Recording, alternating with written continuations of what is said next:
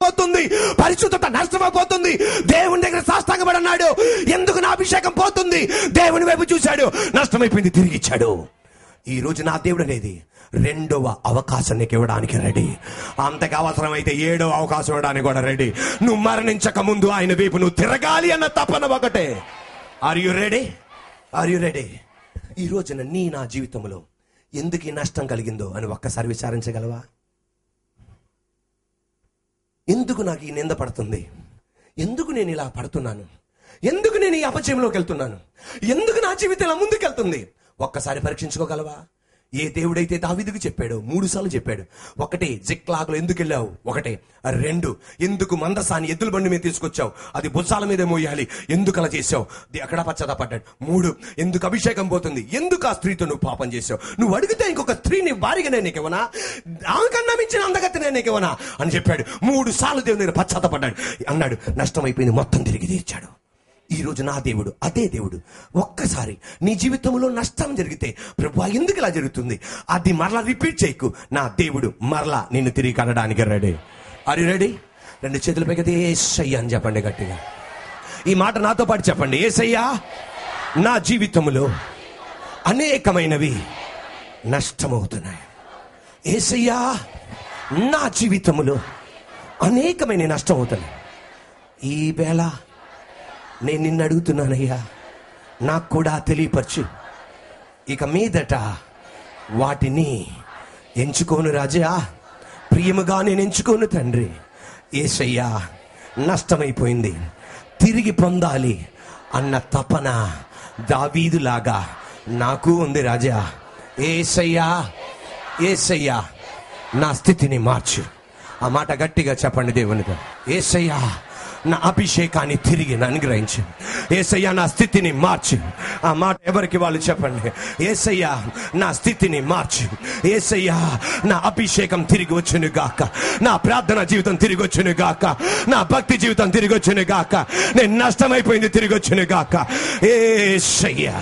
3, దేవుణ్ణి విచారించు, ఆకర్షణకు లోబడకు. గట్టి చెప్పండి. దేవుణ్ణి, గట్టిగా, దేవుణ్ణి విచారించు, ఆకర్షణకు లోబడకు.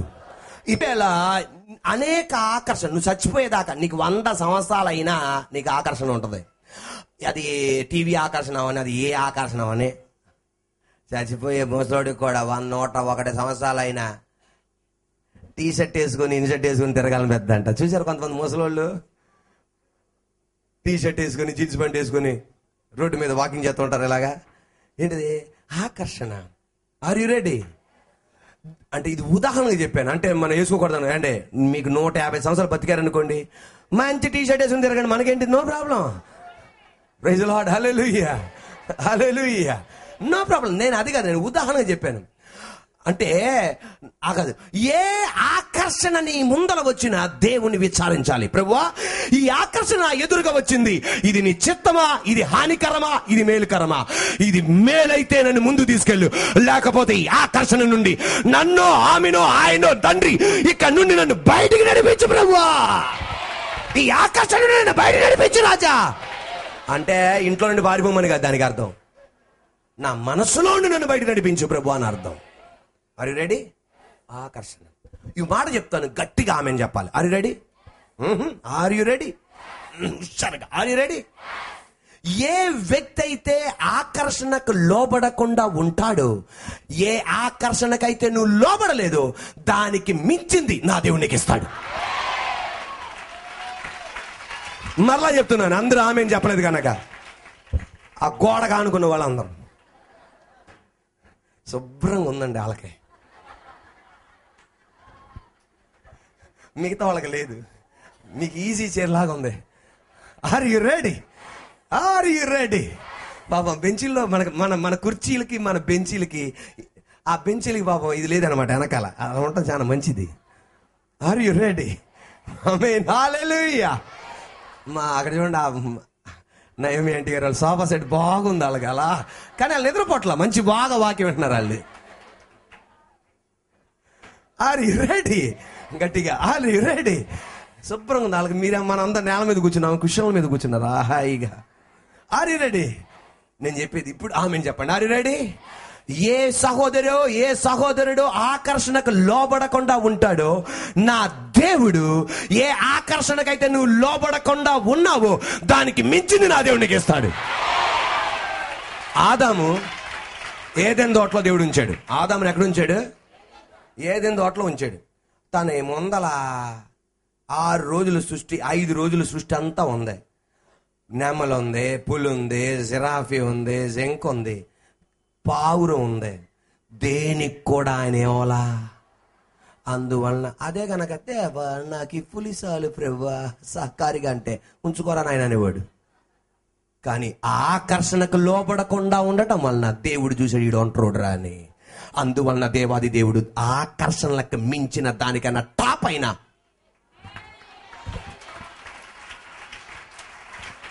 ఎవరినిచ్చాడు? అవ్వనిచ్చాడు. అది చూడగానే అందరూ అవ్వ అన్నారంట. ప్రైజ్ ది లార్డ్, హల్లెలూయా. ఒక అవ్వనిచ్చాడు. ఈ రోజు నువ్వు నేను ఏమన్నా తమ్ముడు, ఏమన్నా చెల్లి, అమ్మా నాన్న, ఏ వ్యక్తి అయితే ఆకర్షణ సాతానుగాడి ఆకర్షణకు లోబడకుండా దాంట్లో నుండి బయటకు వస్తాడో నా దేవుడు దానికి మించిన టాప్ అయిన ఇవ్వడానికి ఇష్టపడుతున్నాడు. అరే డాడీ, ఈరోజు నేను సినిమాలు ఆకర్షిస్తున్నాయి, ఈరోజు నిన్ను సీరియల్స్ ఆకర్షిస్తున్నాయి, ఈరోజు సిగరెట్ నిన్ను ఆకర్షిస్తుంది, ఈరోజు నిన్ను బ్రాంది నిన్ను ఆకర్షిస్తుంది, ఈ రోజున వివిధమైన ABC పాపాలు నిన్ను ఆకర్షిస్తున్నాయి. ఈ ఆకర్షిస్తుండగా ఆ ఆకర్షణకు లోపడకుండా నువ్వు ఉంటే దానికి మించిది నీకు ఇస్తాడు ఆయన. ఒక ఆయన అన్నాడు, అన్న చర్చిలో వచ్చేటప్పుడు నాకేం అనిపిదు అన్న, చర్చి నుండి బయటికి వస్తే చాలు నా 2 ఏళ్ళు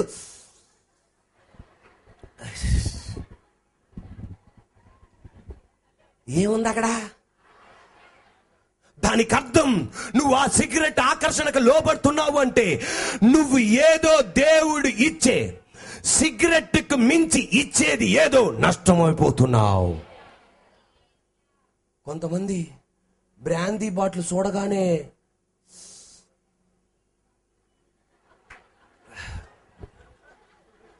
మన చర్చికి ఒక ఆయన వస్తాడు, మీకు తెలుసు, తెల్లవారుజాము పోతాడు. వస్తాడు ఆయన, నువ్వు నేను బెడ్ కాఫీ తాగొస్తాం, పాలు తాగొస్తాం, ఆయన ఆనయ్య వస్తాడు పోస్టులుగా. నా దగ్గరికి వచ్చి సజ్జీబాబు నాకు తెలిసి వచ్చాడు. ఆయన కళ్ళు తెరవను. ఆయన చూడండి, నాకన్నా తెలివితే అట్లా ఆన్లో ఉన్నాడు కదా, ఎంత ధ్యానంలో ఉన్నావు నాన్న అంటాడు ఆయన.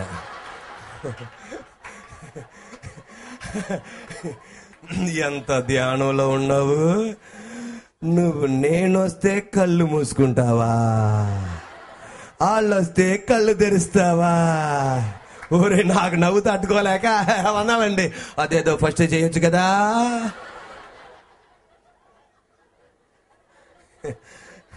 ఆయనకి లోనకి వెళ్తే అంటాడు, ఇక్కడ నన్ను పొగుడతాడండి, తర్వాత అంటాడు ఓ 10 రూపాయలు.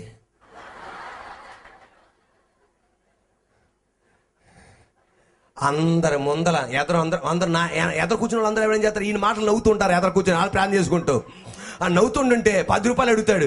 ఈ ఫస్ట్ టైం ఆ 10 రూపాయలు అడగటం, ప్రతిసారి అడుగుతారు, ఇవ్వడానికి కాదు, వెళ్ళిపోయి.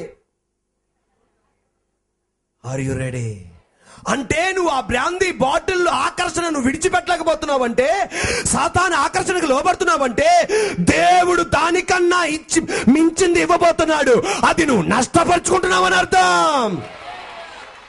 ఈ రోజున ఏ ఆకర్షణకు నువ్వు లోబడుతున్నావు అది నీ గుండెల్లో నీకు తెలుసు, నీ హృదయంలో నీకు తెలుసు. ఏ ఆకర్షణకు నువ్వు లోబడుతున్నావు, దట్ మీన్స్ దానికి అర్థం దేవుడు ఇచ్చేది మరి ఏదో గొప్పది నువ్వు చేతులారా నష్టపోకుంటున్నావు. ఈ రోజున ఎన్ని నష్టమైపోయినాయో అవన్నీ మళ్ళా ఏరుకోవాలి.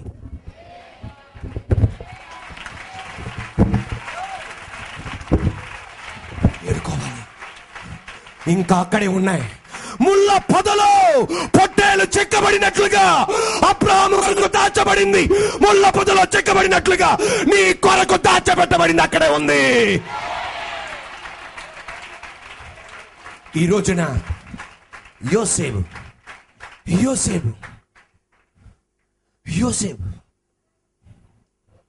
పొతీఫర్ భార్య ఆకర్షించింది.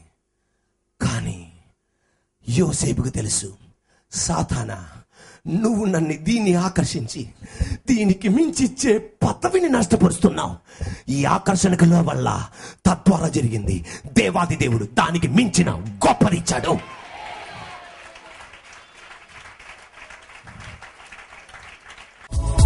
ఫిలడెల్ఫియా ఏజీ చర్చ్ మరియు కృపానిధి సంఘం వారు నిర్వహించు యేసుతో క్రిస్మస్ ఎక్కడ? Gymkhana grounds, Gandhinagar, swimming pool ప్రక్కన, విజయవాడ. ఎప్పుడు? డిసెంబర్ 25 ఆదివారం. సమయం దేవుని కృప వలన 2 ఆరాధనలు జరుగును. మొదటి ఆరాధన ఉదయం 7 గంటలకు, రెండో ఆరాధన ఉదయం 10 గంటలకు. వాక్యోపదేశకులు రెవరెండ్ జాకబ్ పి జాన్ గారు, పాస్టర్ చార్ల్స్ పి జాకబ్ గారు. రండి, యేసయ్య మీ నిందకు ప్రతిగా రెట్టింపు ఘనతనిచ్చును. ఎవరు చెప్పారు నీ కుటుంబం బాగుపడదని? ఎవరు చెప్పారు నీ భర్త మారడని? ఎవరు చెప్పారు నీకు పిల్లలు కలగరని? ఎవరు చెప్పారు ఆ రోగము తగ్గదని? ఎవరు చెప్పారు ఆ ఉద్యోగం పొందలేవని? ఎవరు చెప్పారు ఆ ప్రమోషన్ నీకు దొరకదని? ఎవరు చెప్పారు నీకు పరిచర్యలో అభివృద్ధి పొందలేవని? ఎవరు చెప్పారు ఆ వ్యాపారం నువ్వు చేయలేవని? ఎవరు చెప్పారు నువ్వు చదువుకోలేవని? ఎవరు చెప్పారు ఈ అప్పుల ఊబిలో నుండి బయటకు రాలేవని?